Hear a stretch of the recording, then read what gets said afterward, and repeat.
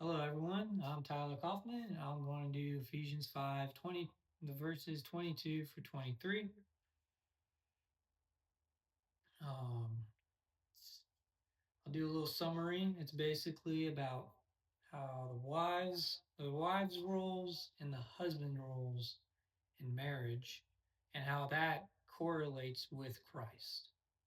So if everyone's there at Ephesians 5:22, verses 22 for 33, I'll begin in verse 22.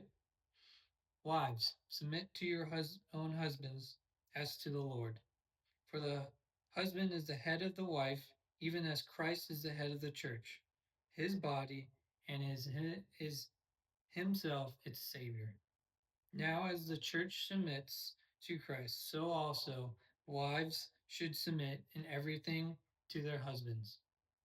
Husbands, love your wives, as Christ loved the church and gave himself up for her, that he might sanctify her, having cleansed her by the washing of the water with the word, so that he might present the church to himself in splendor, without spot or wrinkle or any such thing, that she might be holy and without blemish.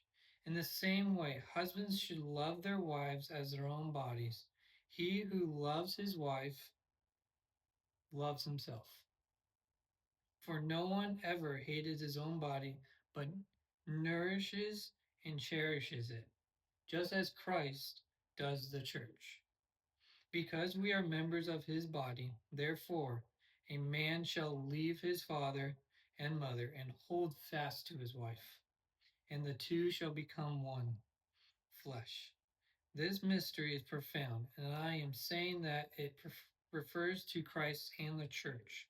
However, let each one of you love his wife as himself, and let the wife see that she respects her husband.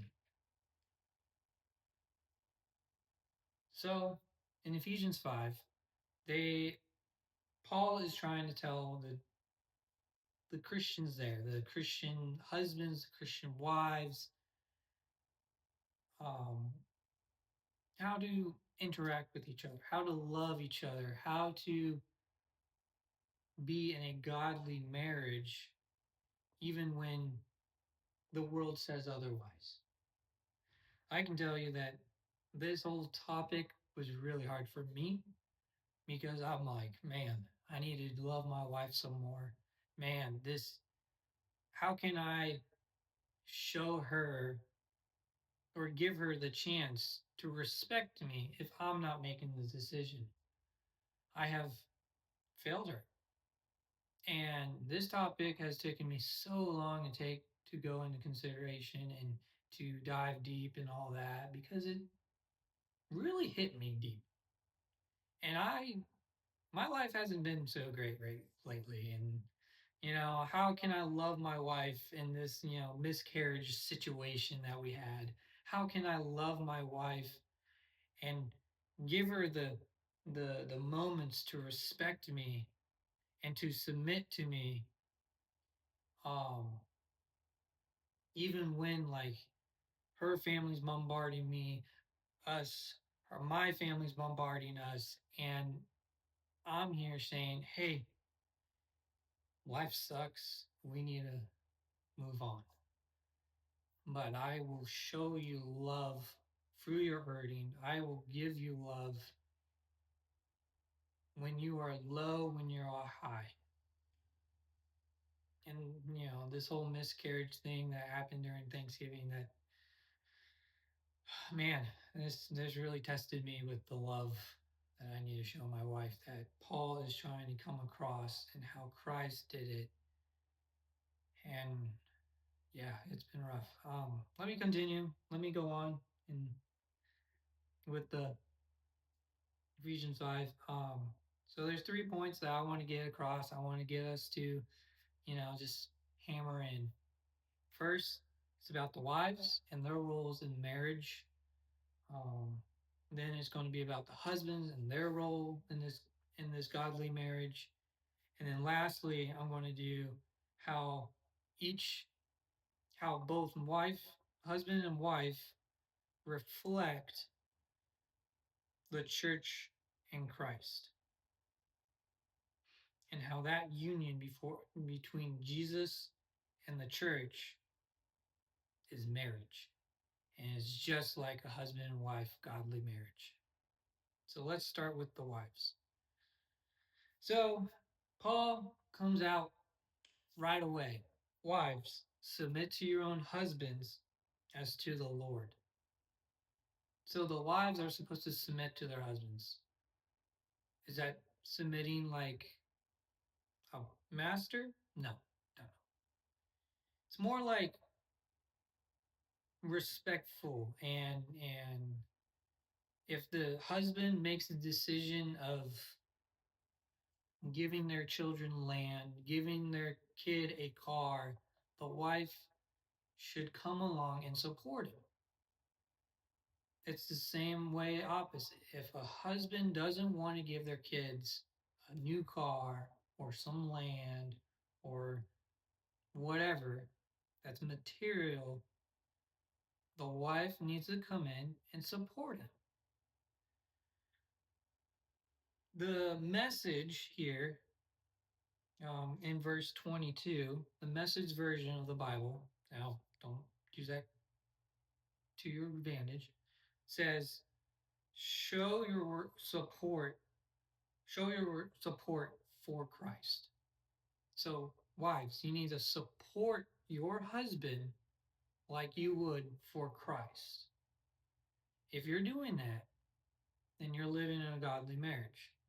Husband make a decision, wife should follow it. Yet, in a different passage, and even this is not fully in what Paul's talking about, but you can get across it. It's for as to the Lord. Well, if your husband wants to bring in another person into your marriage, is that for the Lord? No.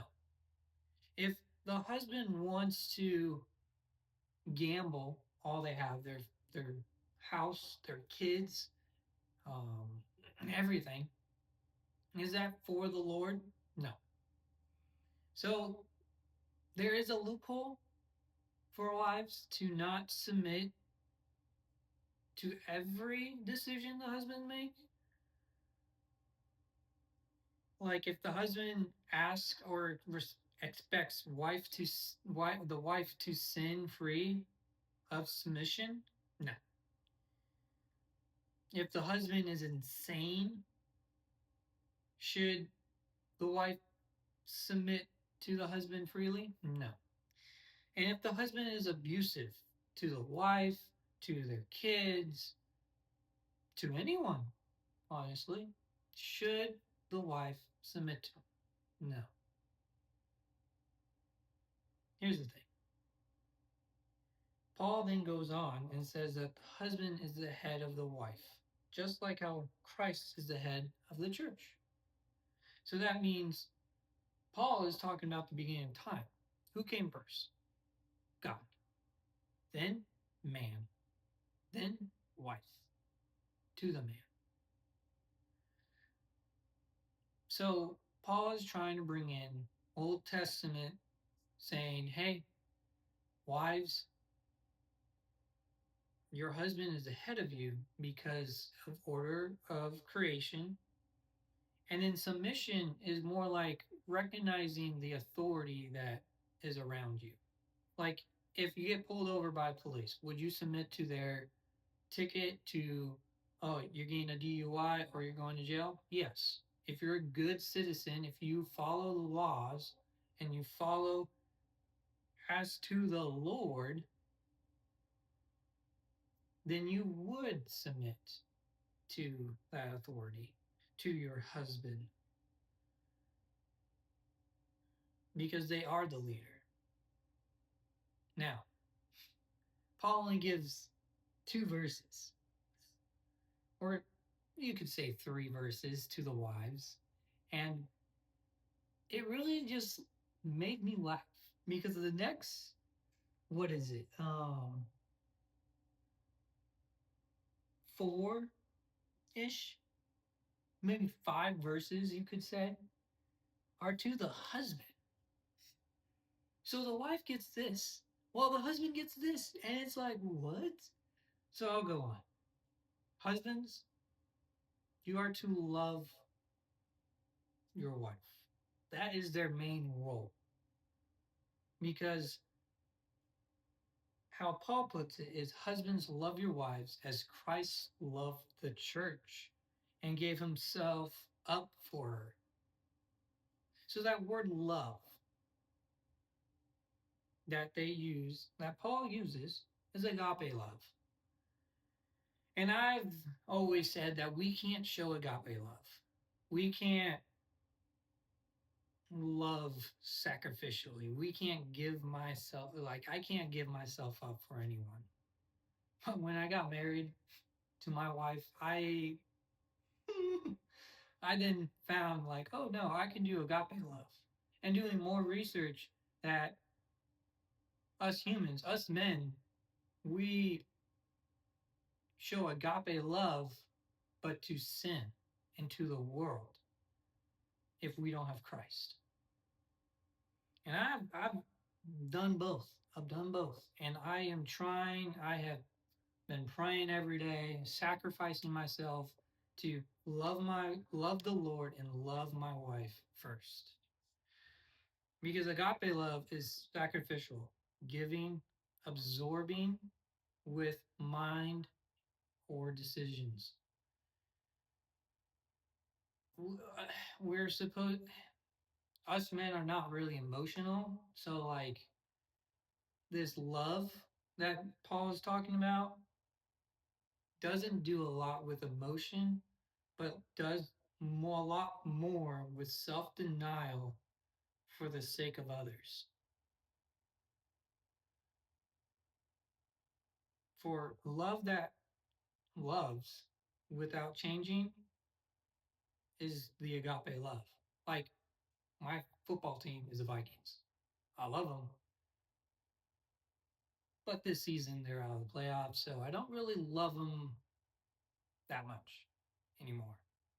I love when they win games, but I hate them when they drop the ball.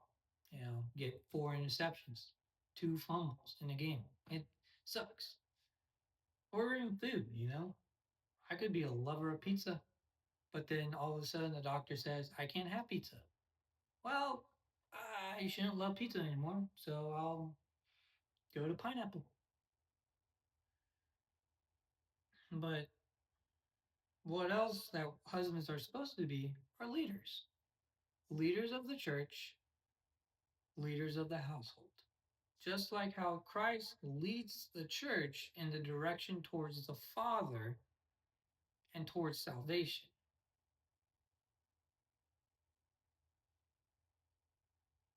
We can read this passage and think that Paul is saying, husbands, be kind to your wives, or husbands, be nice to your wives. There is no doubt that for many marriages, this would be a huge improvement. But that isn't what Paul is talking about.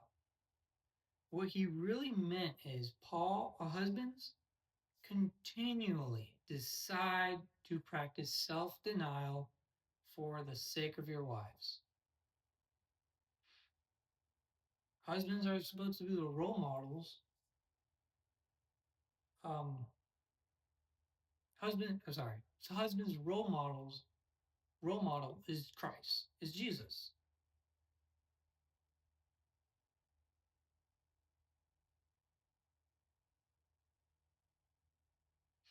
Um,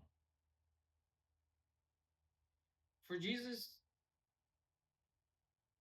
has love for his bride, so husbands should have a special love, their special love for their bride, their wife, different from kids and parents and grandparents and everyone else. There's a different love. There's a different sacrifice, that you would say. Um, Surely I am excused from loving in such a case as this. It cannot be expected that I should love that in, which is in itself so unlovely. That's wrong. I should love my wife no matter if she is lovely or not. Will I tell her the truth if that dress doesn't look great? It depends on the mood she's in. It depends on the how much time she has to change, put on new makeup. But Jesus, Paul is going down and saying like, "Hey, you gotta wash her with some words. You gotta wash her with the word, like with the Bible. You know, you gotta pray for her. You gotta do all these things, just like how Christ does for the church. We're supposed to be the priests, just like how Jesus was the priest for the church. That we need to help our wives spiritually. Not saying our wives need help all the time, but we are supposed to be the head. We are supposed to be the leader of the house. We are supposed to lead that charge of, um, you know, being the priest, being the one that's reading our Bible, going to church, praying. We are supposed to lead the charge. And then Paul goes on saying, for no one ever hated, in verse 29, for no one ever hated his own flesh, but nourishes and cherishes it, just as Christ does the church. If you love your wife, or sorry, if you love your body, you're you should love your wife because you would never starve out your body. You would never hurt your own body, and you should never change your body, like gender or, you know, get a new nose, get a different size, and you shouldn't do that to your wife either. You shouldn't starve her out spiritually. You shouldn't starve her out in like love. Can't love starve her out from love. You shouldn't hurt her physically. Shouldn't hurt her spiritually. You shouldn't change her. You shouldn't want her to change physically either. You found a girl. You said she's the one for me. You didn't see on the outside. You shouldn't. That's just a plus, honestly. My wife, spiritual. Physical, great. I would say I love my wife physically and emotionally and spiritually. Is it hard sometimes emotionally? Yes, I'm a man. Is it hard sometimes physically? Not really. Is it hard spiritually? Depends. If I'm not praying, if I'm not reading my Bible, it's hard. For the world, for I will for the world would say, I am head, so you take your orders from me and must do whatever I want. Well, the godly way is, I am your head, so I must care for you and serve you. While the world would say, you must submit to me, so here are the things I want you to do for me. And the godly way of saying it, you must submit to me, so I am accountable before God. For you, I must care for you and serve you. And that's sacrificial love. All of that. That's what husbands are supposed to do, sacrificial love. Now, I'm coming to the last point, and it's about the union between husband and wife, a marriage, and how that correlates with Christ in the church. Wives should submit is the model between Christ and the church. Like, for instance, there is a team, but there is clearly a leader in the team, just like in volleyball or in football. For if someone says they don't want a leader or a head, then it's the same dynamic as a Christian saying she doesn't want Jesus to be their head. And that's how wives are supposed to be to their husbands. Same as the church should want Jesus to be the head. Now, husbands should love. And this is the model for how Jesus did with Christ. The love of his own body, like in verse, what is it? 30. Because we are members of his body. Just how God created Adam and Eve, came Adam, took a rib out of Adam, and created Eve in Genesis 2:23. And that just reminds us that the first form of marriage from the beginning is still thriving and alive today, just in a different form in Christ. There is a show of leaving and cleaving also from Genesis, and how new families should create their own family.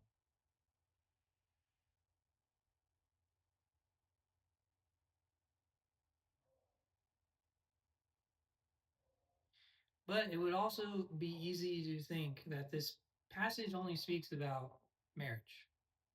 Paul wants us to know that it also speaks about the relationship between Christ and the church, especially in verses 31, when it basically goes down to Genesis 20 or 2:24, saying, therefore a man shall leave his mother or his father and mother and hold fast to his wife.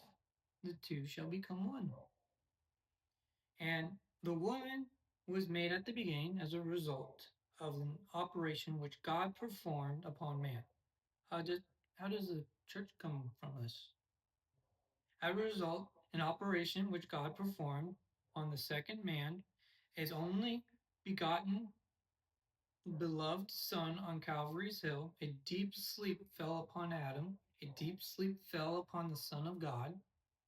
He gave up the ghost, he expired, and there's that operation.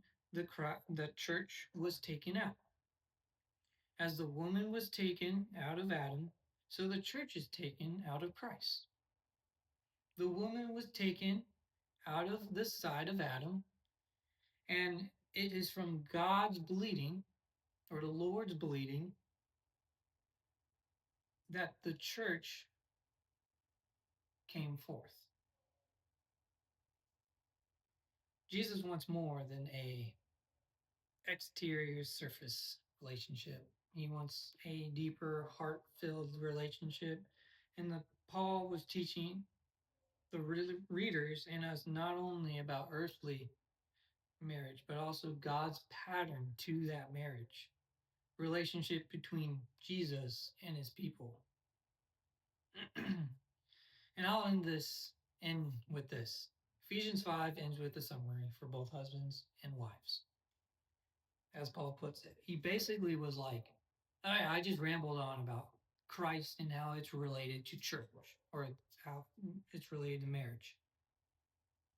Let me just summarize what I need to get through. And that's in verse 33. However, let each one of you love his wife as himself, and let the wife see that she respects her husbands. So he goes husbands first.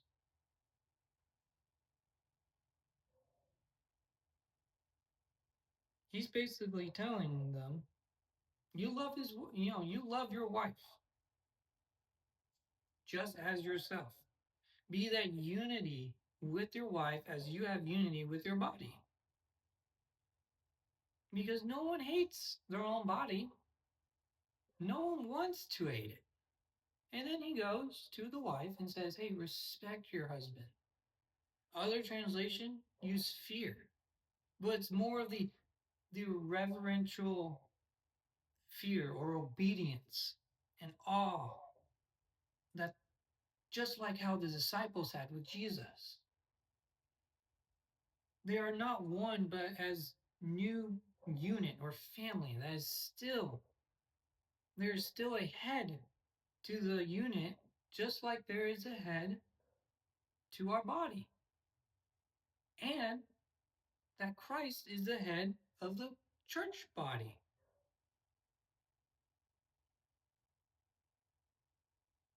You could also say that you're not a submissive sort, but if you want, or you could say that you don't show love, not very loving, well, you need to submit. You need to love. And that's how Ephesians 5 sums up how to be a godly marriage. How to be in a godly marriage. Because if you are submissive to your husband, if you love your wife, you are not only showing a godly marriage, but you're also showing Christ and the church and how he did love and how he did marriage with his bride. Wow. Thank you for coming.